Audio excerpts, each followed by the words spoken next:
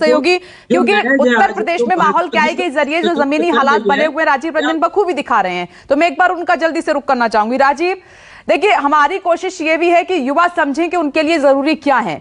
तो आप इतने लोगों से बात करते हैं, इन मुद्दों पर भी आपने बात की है, तो उनके बीच में माहौल क्या है? युवा क्या डिस्कस कर रहे हैं, वो क्या चाहते हैं? क्या इन मुद्दों को दरकिनार करके वो अपने मुद्दों पर बात कर रहे हैं क्या?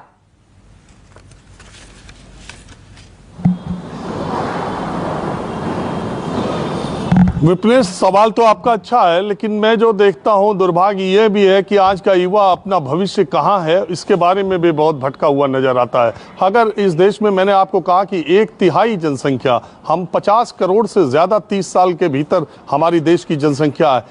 कहीं आपने सुना, कहीं आपने देखा कि वो जनसंख्या अपने अधिकार के लिए, अपने रोजगार के लिए, अपनी चीज़ों के लिए उस तरह से खड़ी हो रही है? दरअसल युवाओं को जो उम्र भटकाने की हर तरह से जो होती है वो युवाओं की उम्र होती है। परिपक्व लोग जो है वो चीज़ों को ज़्यादा अच्छे तरीके से समझते हैं। मुझे लगता है कि युवाओं को ही दिशा देने की ज़रूरत है। मैं तो जितने यूनिवर्सिटीज़ में और नए बच्चों से बात करता हूँ वो त्वरित की चीज़ों से, नज़दीक की चीज़ों से, तुरंत के विवादों से ज़्यादा जुड़ते हुए नज़र आते हैं। ये एक बहुत बड़ी दुर्भाग्य की बात है।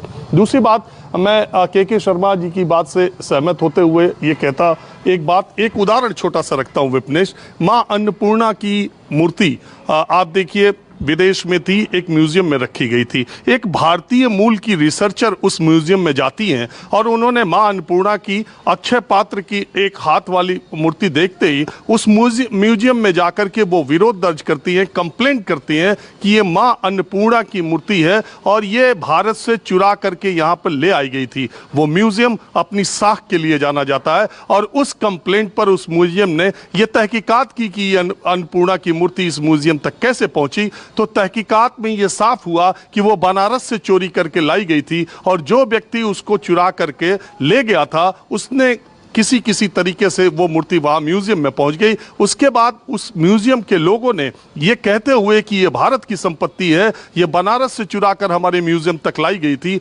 हमारे हाई कमिश्नर को, हमारे हाई कमीशन को कांटेक्ट किया कि आपकी मूर्ति हमारे म्यूजियम में है और वो चोरी की है, हम उसे भारत को वापस देना चाहते हैं। मसला तो ये था कि एक रिसर्चर ने अकेले दम पर मां अन्नपूर्णा की मूर्ति पर दावा ठोक दिया और म्यूजियम को घुटने टेकने पड़े। लेकिन उसके बाद क्या हुआ, वही मां अन्नपूर्णा की मूर्ति जब बनारस आई तो उसकी झांकियां निकाली गई, एक पार्टी विशेष ने उस पर अपना दावा किया। इसी बनारस की सड़कों पर मां अन्नपूर्णा की मूर्ति की झांकियां निकाल करके उसका प्रदर्शन किया कि हम लेकर के आए हैं। वो तथ्य, वो सत्य कितने लोगों को पता है कि एक भारतीय मूल की महिला ने लड़ाई लड़के मां अन्नपूर्णा की मूर्ति को लाने का काम किया। इससे कौन इनकार कर सकता है कि बनारस दुनिया का प्राचीनतम शहर है। ये भगवान शिव के त्रिशूल पर टिका हुआ इसको माना जाता है। ये बाबा भोलेनाथ की नगरी है, इससे कौन इनकार कर सकता है। ये तथ्य है और ऐतिहासिक तथ्य नहीं, सत्य है। और इसी तरह से भगवान श्री राम की जन्मभूमि अयोध्या थी, इससे कोई इनकार नहीं कर सकता। और इस पर सबसे ऑथेंटिक चीज जो आज तक दुनिया में लिखी गई, रामचरितमानस, जिसको पूरा हिंदू जनमानस पढ़ता है, वो तभी लिखी गई बनारस के तुलसी घाट पर जब पूरे देश पर सम्राट अकबर राज कर रहा था। उसी दौरान ये लिखा गया। तो ये हमारे देश की ये साजी विरासत को बताने की, इतिहास को बताने की आवश्यकता नए लोगों को भी ज्यादा है। इतिहास को लेकर के उसको तोड़ मरोड़ करके उनको विवाद में घसीटने के बजाय मैं भी ये मानता हूं कि एहतियात। और दूसरी बात, जो आज ये अदालतों में ये चीजें हो रही हैं, अदालत इसका फैसला करे। अदालत ने राम मंदिर का फैसला किया, पूरे देश ने इसको एक स्वर से 130 करोड़ के लोगों ने उस फैसले को माना। कहां क्या हुआ? कुछ भी नहीं हुआ। सबने मान लिया कि वो राम मंदिर वहां बनेगा और भव्य राम मंदिर वहां बन रहा है। अगर अदालत कोई फैसला करती है, दुनिया की कोई ताकत, कोई धर्म, कोई जाति, कोई समूह भारत की अदालतों के खिलाफ नहीं जा सकता। आज बनारस की अदालत कोई फैसला करेगी, वो लागू होगा। किसी को विरोध है तो उससे ऊपरी अदालत में जाए। हमने इस तरह से न्यायपालिका की व्यवस्था बना रखी है। और भारत दुनिया में किस लिए जाना जाता है? हम सबसे मजबूत लोकतंत्र के तौर पर पिछले 80 सालों में हम कहां से कहां पहुंच गए। दुनिया में हमारे लोकतंत्र की दुहाई दी जाती है, दुनिया में हमारे सेक्युलरिज्म की दुहाई दी जाती है। दुनिया के तमाम मुल्कों में आप जाते हैं तो अपने को इंडियन कहते हैं। दुनिया हमको जानती किस बात पर है? दुनिया जानती है कि एक ऐसा मुल्क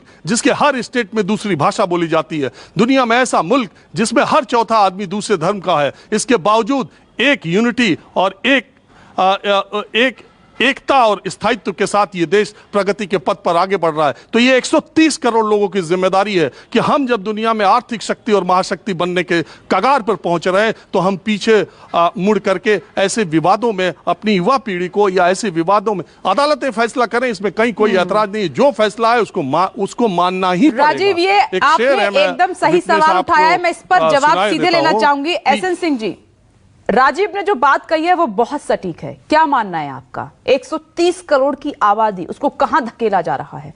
केंद्र में आपकी सरकार, देश के इतने बड़े राज्य हैं, ज्यादातर आपकी सरकार, लेकिन क्या हो रहा है? देखिए, राजीव जी ने बहुत सारी बातें कही, उसमें एक बात ये भी कही कि जो भारत का संपत्ति है, भारत के लोगों की संपत्ति है और मर्यादित तरीके से कोर्ट के माध्यम से अगर कोर्ट कोई चीज कहता है तो सबको उसको मानना चाहिए, क्योंकि कोर्ट कभी गलत नहीं कहेगा और कोर्ट ने जो भी निर्णय लिया सभी लोग उसको माने भी। लिहाजा अगर कोर्ट कह रही है कि वीडियोग्राफी और फोटोग्राफी करने दीजिए तो मुझे लग रहा है सभी पक्ष को स्वीकारना चाहिए और मानना चाहिए। चलिए मान लेते हैं, लेकिन तब तक क्या ये पार्टी तय करेगी कि आपका नेता कोई बयानबाजी ना करे जब तक अदालत में है मामला? बिल्कुल नहीं करना चाहिए। अगर कोई करता है तो निश्चित तौर पे वो आलोचक है, आलोचना उसकी होगी, चैनल के माध्यम से भी होगी और हम भी करेंगे, आप भी करेंगे। और देखिए, 2014 से जब से भारतीय जनता पार्टी की केंद्र में सरकार है, उत्तर प्रदेश में 2017 से सरकार है, भारतीय जनता पार्टी ने कोई ऐसा निर्णय नहीं लिया होगा और पार्टियों की तरह जो एक जाति, धर्म और क्षेत्र को देखकर लिया गया हो।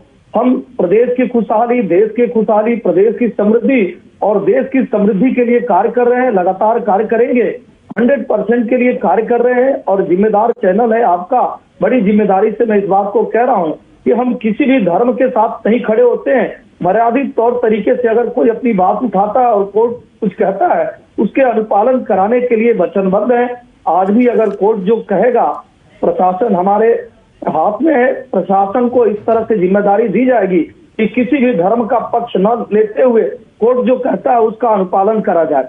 दूसरी बात, कभी भारतीय जनता पार्टी धर्म की राजनीति नहीं करती है, सभी धर्मों के रक्षा की बात करती है।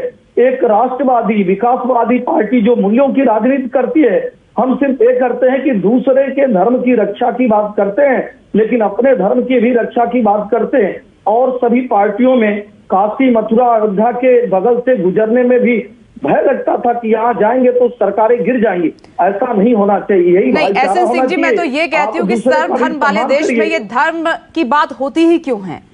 आप समस्याओं की बात कीजिए ना, मुद्दों की बात कीजिए। ये धर्म पर सियासत हर बार क्यों शुरू हो जाती है? इसको जड़ खत्म करने का तरीका क्यों नहीं ढूंढ लेते हैं? और दूसरी बात आपने ये कही कि हमारी पार्टी का कोई नेता अगर इन पर बयानबाजी करेगा तो उसकी आलोचना होगी। कहां होती है? आपकी पार्टी में ही है संगीत सोम जैसे नेता, बड़े नेता चुप रहते हैं, कुछ नहीं कहते हैं, और वो ऐसे बयान होते हैं जो उकसाने वाले होते हैं। सोचिएगा जरा, ये लिस्ट लंबी है। मैं आती हूँ कीर्तिनिधि पांडे जी, एक मिनट रुकिएगा सर, एक मिनट रुकिएगा। कीर्तिनिधि पांडे जी, ये जो इन पूरे मामलों में विपक्ष ना भटका हुआ लग रहा है, उसको नहीं समझ में आ रहा कि करना क्या है। देखिए विपनेश जी, विपक्ष भटका हुआ नहीं है। ये जितने मामले न्यायालय में लंबित है, मेरा तो अनुरोध है कि सभी पक्षकार को न्यायालय के फैसले का पूरा सम्मान करें, जो न्यायालय का फैसला है। राजीव रंजन जी ने कहा, मैं इस बात को पुनः दोहरा रहा हूं कि अयोध्या के मामले में जब कोर्ट का फैसला है तो आज राम मंदिर का निर्माण हो रहा है। और ज्ञानवापी का मामला हो, चाहे आगरा के ताजमहल का मामला हो, चाहे मथुरा का मामला, जो भी मामले हो, अगर कोर्ट में है तो कोर्ट में इतिहासकार के माध्यम से साक्ष्य जाए, न्यायालय में दोनों पक्ष अपनी बात रखें, कोर्ट का जो फैसला उसको सब स्वीकार करे। लेकिन ये कह देना कि कोर्ट का जो फैसला वो सही ही है, तमाम फैसले नजीर बने। भारत सरकार के गृह राज्य मंत्री के बेटे को माननीय उच्च न्यायालय ने जमानत दिया था, लेकिन माननीय सुप्रीम कोर्ट ने उनके जमानत याचिका को खारिज कर दिया। तो ये व्यवस्था एक बनी है कि अगर लोअर कोर्ट के किसी फैसले से कोई पार्टी असंतुष्ट है तो उसके ऊपरी अदालत से अपनी अर्जी दे, वहां सुनवाई करे और न्यायालय की लड़ाई न्यायालय में ही लड़े, उसको सड़कों पे लड़ने के बजाय। ठीक है, आप अदालत की बात करें तो आप ये तय कीजिएगा, तब तक आपका भी कोई नेता इन मसलों पर कोई बयानबाजी नहीं करेगा, आपके मुखिया भी बयानबाजी नहीं करेंगे। आप तय कीजिए ना, अदालत का मामला है, अदालत को सुलटने दीजिए, निपटने दीजिए अदालत को। दिनेश जी, लगातार आपको याद होगा हमारे नेता माननीय मुलायम सिंह जी भी कहते रहे कि अयोध्या के मसले का हल सिर्फ न्यायालय से निकलेगा, और निकला भी न्यायालय से। लेकिन जो लोग आज कह रहे हैं कि हम बयानबाजी नहीं करेंगे, वही लोग लगातार आंदोलन की बात कर रहे थे, लगातार आंदोलन देश में करते रहे, देश में उन्माद फैलाते रहे, आज वही काम संजीव सोम साहब कर रहे हैं। मैं इस चर्चा के बाद एक उन्माद बात जरूर फैलाने देश की की बात कर जनता रहे हैं। से कहना चाहूंगी। आप सभी का बहुत बहुत शुक्रिया। ब्रेकिंग विद एजेंडा में वक्त इतना ही था, यहीं विराम देंगे चर्चा को कि देश के यूथ को फंसना नहीं है इन सब में। आप सच्चाई न्यूज़ 24 पिछले 1 महीना होने जा रहा है इन मुद्दों पर चर्चा इसलिए कर रहा है, इन मुद्दों को इसलिए उठा रहा है कि नेता तो गैर जरूरी मुद्दों पर बात करते रहेंगे क्योंकि उनकी सियासत चमकती है। आपके जरूरी मुद्दे क्या हैं वो आपको तय करना है, आपको समझने हैं। नमस्कार, मैं हूं मानक गुप्ता। अगर आपको हमारा ये वीडियो पसंद आया हो तो इसे लाइक और शेयर जरूर करें और हां, हमें सब्सक्राइब और फॉलो करना ना भूलें ताकि आप देश और दुनिया की कोई खबर मिस ना करें। तो जुड़े रहिए हमारे साथ और देखते रहिए न्यूज़ 24।